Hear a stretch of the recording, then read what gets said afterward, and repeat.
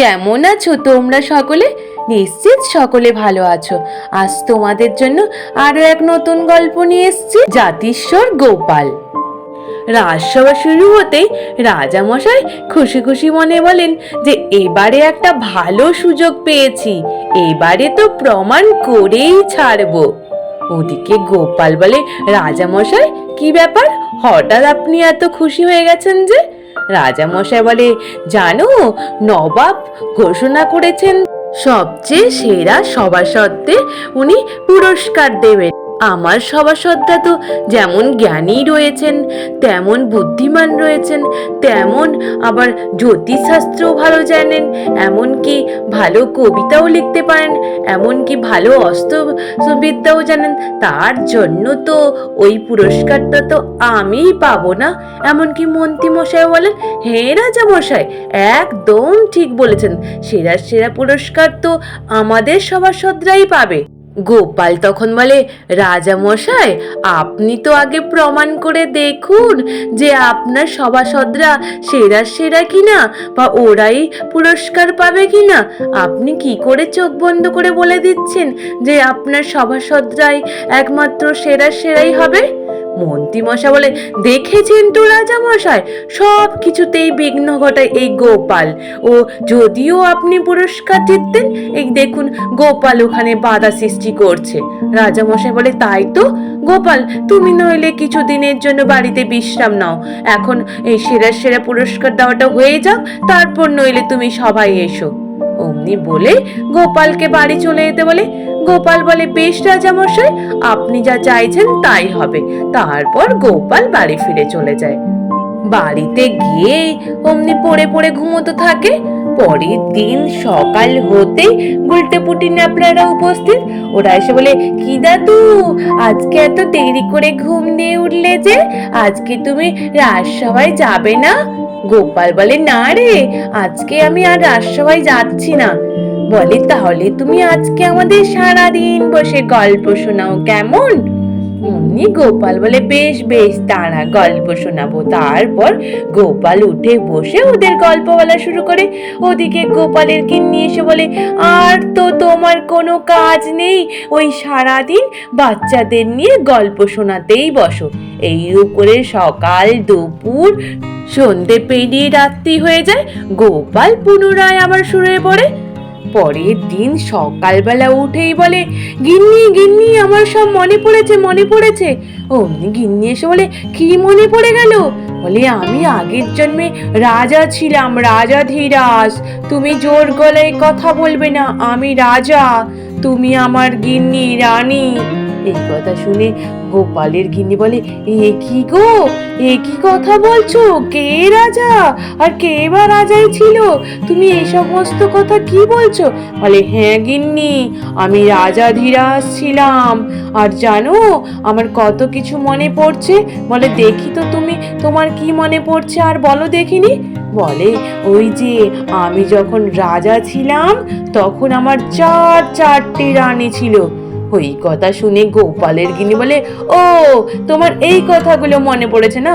তোমার রানী ছিল, দেখাচ্ছি তোমার রানী। অমনি বলেই ঝাঁটা নিয়ে গোপালকে তাড়া করতে থাকে।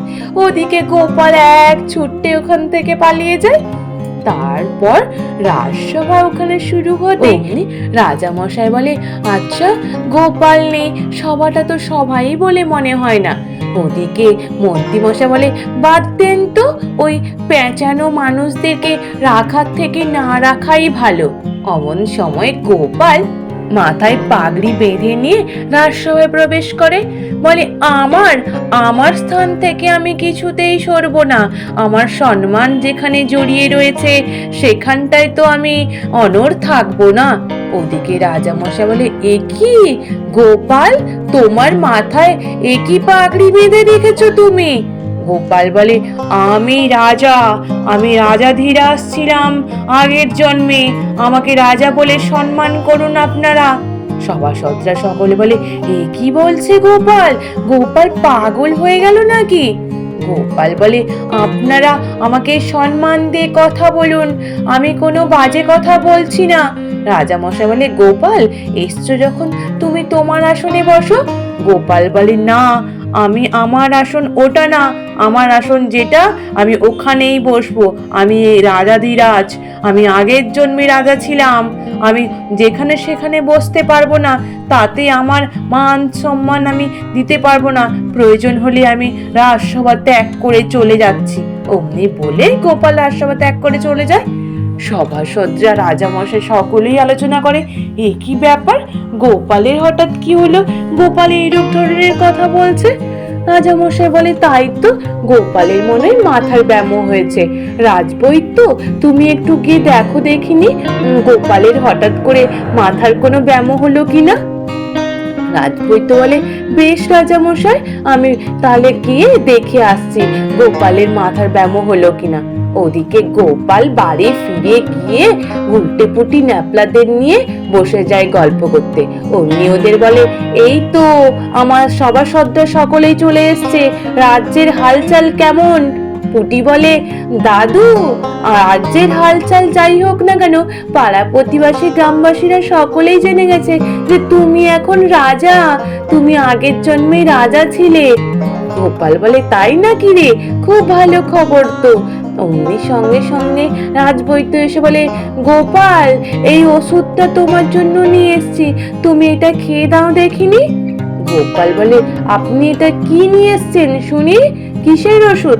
আপনি কি এটা ঘৃতকুমারী, তার সাথে পাথরকুচি পাতার রস, তার সাথে জ্যেষ্ঠ মধু, তার সাথে গোলমরিচ, এইগুলো সমস্ত কিছু মিশিয়ে রস বের করে নিয়ে এসছেন, না এমনি নিয়ে এসছেন? ওই ওষুধ তো আমি খাবো না।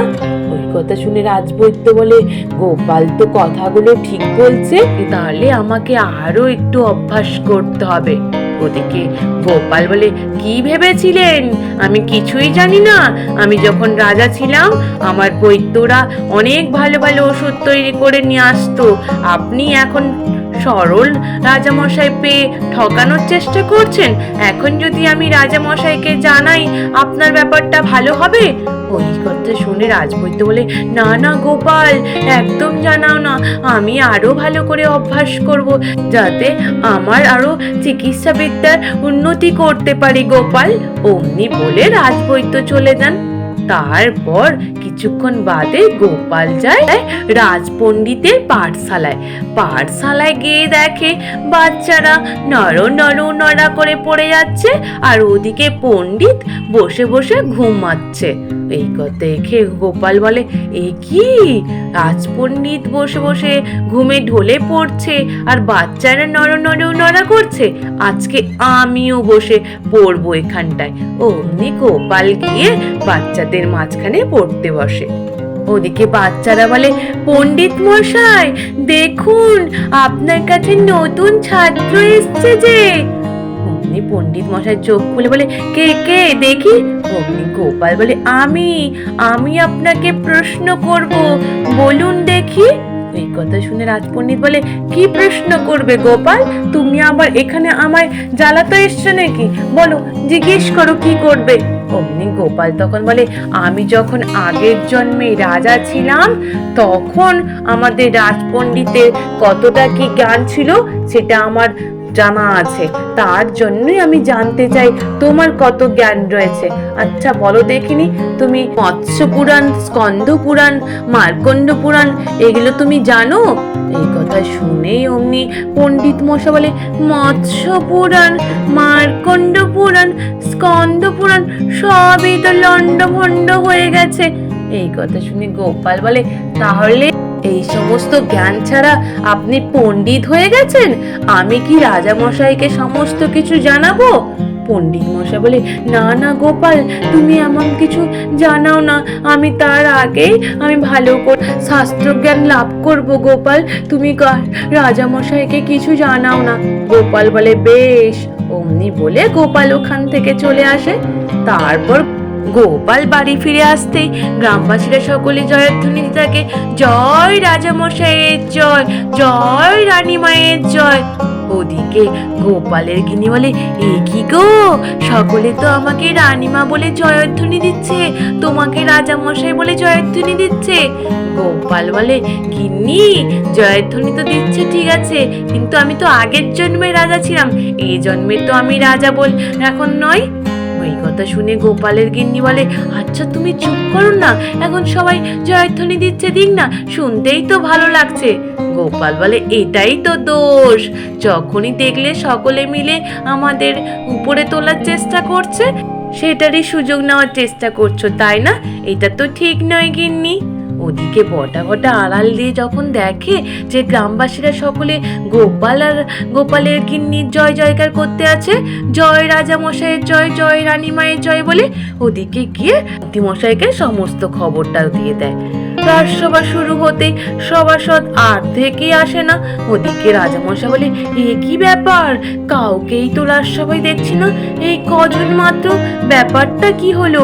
ওদিকে মন্ত্রী বলে, হবে না রাজামশাই, সমস্ত কিছু তো কলকাঠি নাড়াচ্ছে গোপাল। আপনি জানেন গোপাল এখন রাজা হয়ে গ্রামবাসীর কাছে জাঁকিয়ে বসেছে? এই কথা শুনে রাজামশাই বলে, তাই নাকি? বলে, হ্যাঁ রাজামশাই, গোপাল এখন রাজা হয়ে গ্রামবাসীর কাছে জাঁকিয়ে বসে রয়েছে। ওদিকে রাজজ্যোতিষী বলে, রাজামশাই দাঁড়ান, আমি দেখছি গোপাল আপনার কোনো অনিষ্ট করতে পারবে কিনা, আমি একটু গণনা করে দেখে আসছি। ওদিকে রাজামশাই বলে, যাও দেখিনি, তুমি গোপালের সাথে কথা বলে আর গণনা করে দেখে আসো দেখিনি। তারপর রাজজ্যোতিষী এসে পৌঁছায়।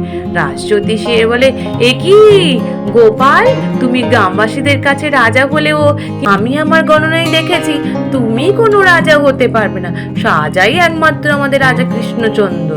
গোপাল বলে, আচ্ছা বলুন দেখিনি, আপনি তো অনেক জ্যোতিষশাস্ত্র জানেন, আচ্ছা আমার কি রাশি আর আমার কি গ্রহ নক্ষত্র আছে? ওদিকে রাজজ্যোতিষী বলে, তোমার কি রাশি? গোপাল বলে, আর কি বলবেন, আমার তো ষাঁড়াশি রাশি। রাজজ্যোতিষী বলে, ষাঁড়াশি রাশি, এটা আবার কোনো রাশিফল হয় নাকি? ওদিকে গোপাল বলে, আচ্ছা আপনি বলুন দেখি, আপনার কি আছে গ্রহ নক্ষত্র? বলে, আমার হাতে নক্ষত্র গ্রহ সব বসানো রয়েছে, তার জন্য আমার কোনো ক্ষতিই হবে না। গোপাল বলে, তাই নাকি? তারপর গোপাল ধাক্কা দিয়ে ফেলে দেয়। অমনি সঙ্গে সঙ্গে বলে, কি রাজজ্যোতিষী মশাই, আপনার কোনো ক্ষতি হবে না যে? ওদিকে যে আপনার কোমরে লাগলো? বলে, হ্যাঁ হ্যাঁ গোপাল, বলে এইরূপ করে ভণ্ডামি করে আপনি রাজজ্যোতিষী বিদ্যা করে বেড়ান চতুর্দিকে। আমি যখন আগের জন্মে ছিলাম তখন আমাদের যে রাজজ্যোতিষী ছিল তার অনেক জ্ঞান ছিল জ্যোতিষশাস্ত্র নিয়ে, আর আপনি রাজামশাইকে সরল পেয়ে এই সমস্ত জ্যোতিষবিদ্যা করে বেড়াচ্ছেন। ওদিকে গ্রামবাসীরাও একই কথা বলতে থাকে। রাজজ্যোতিষী বলে, বেশ বেশ গোপাল, তুমি আমার ভুলটা ধরিয়ে দিয়েছো, আমি আমার জ্যোতিষশাস্ত্র নিয়ে আরো চর্চা করব। অমনি বলে রাজজ্যোতিষীও চলে যায়। তারপর ওদিকে রাজসভা শুরু হতে ওদিকে রাজামশাই বলে, কি ব্যাপার হলো, রাজজ্যোতিষীকেও পাঠালাম, রাজজ্যোতিষীও এখনো ফিরে এলো না, তাহলে তো ব্যাপারটা তো এখন খুব গুরুতর মনে হচ্ছে। অমন সময় গোপাল ফিরে আসে।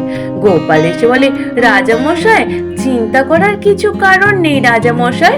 রাজামশাই বলে, গোপাল তুমি কি কাণ্ড কারখানা করছো, শুনছি তুমি নাকি রাজা হয়ে সবার উপরে কলম চালাচ্ছ। গোপাল বলে, ওগুলো যা ছিল সব মিথ্যে কথা, সব ভণ্ডামি ছিল রাজামশাই। রাজামশাই বলে, মানে? বলে, হ্যাঁ রাজামশাই, আমি মিথ্যে কথা বলে ওই সকলকে আগের জন্মে রাজা ছিলাম বলে ভয় দেখিয়ে সকলকে ভালোভাবে ওদের যে যার শাস্ত্র জ্ঞান আর অস্ত্রবিদ্যা নিয়ে ভালো করে জ্ঞান দিয়ে এসছি। এই কথা শুনে রাজামশাই বলে, এটা আবার কেমন করে করলে? বলে, দেখুন রাজামশাই, এক এক করে সভাসদদের সকলেই এসে বলবে। তারপর সেনাপতি, রাজজ্যোতিষী, তারপর রাজবৈদ্য সকলেই বসে বলে, হ্যাঁ রাজামশাই, আমরা যতটুকু যা জানতাম না গোপালের জন্য আমরা আরো ভালো করে আমাদের শিক্ষা জ্ঞান তারপর অস্ত্রবিদ্যা সব ভালো করে পারদর্শী হয়ে এসেছি রাজামশাই। গোপাল বলে, রাজামশাই এইবার যদি আপনাকে নবাব এসে আপনার রাজসভার সদস্যদের সেরা সভাসদ কিনা, তাহলে কিন্তু আপনি উত্তীর্ণ হয়ে যাবেন রাজামশাই। রাজামশাই বলে, সেটা তো বুঝলাম, কিন্তু তুমি যে প্রজাদের কাছে রাজা হয়ে বসে আছো। গোপাল বলে, এ কি কথা রাজামশাই, এইটারও প্রমাণ চাই নাকি আপনার? তাহলে দেখুন। অমনি গ্রামবাসীদের ডেকে পাঠায়, বলে, এইবার আপনারা জানান রাজামশাইকে। ওরা সকলে এসে বলে, জয় রাজামশাইয়ের জয়।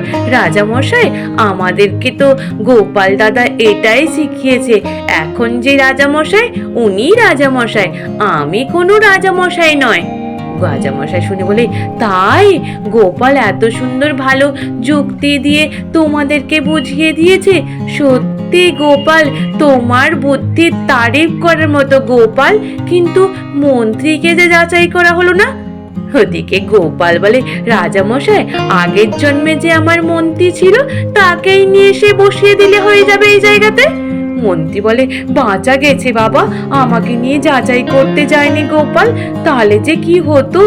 গোপাল বলে, তাহলে আর কি হবে, 4 বার ফাঁসি হতো আর 4 বার মৃত্যুদণ্ড দেওয়া হতো। এই শুনে সভাসদরা সকলে হাসাহাসি করে লুটিয়ে পড়ে। আজ এই পর্যন্ত। নিশ্চিত তোমাদের সকলের ভালো লেগেছে। যদি ভালো লেগে থাকে তাহলে একটু লাইক আর সাবস্ক্রাইব করে দিও। আর তোমরা সকলে ভালো থেকো, কেমন? টাটা।